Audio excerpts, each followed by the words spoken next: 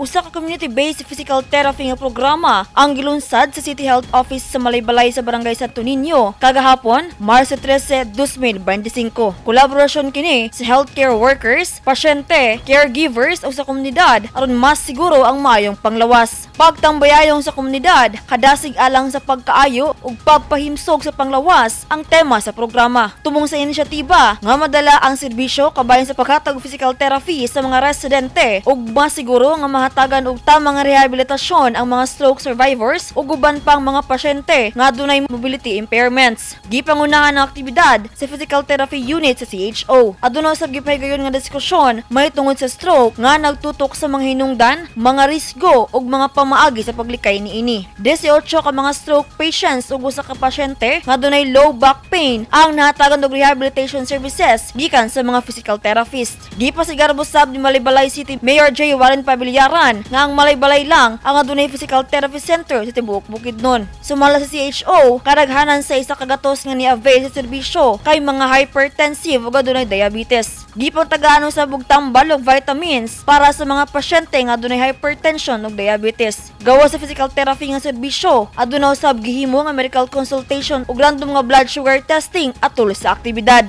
Shiny Bulyaser, Newsline Philippines, stay safe!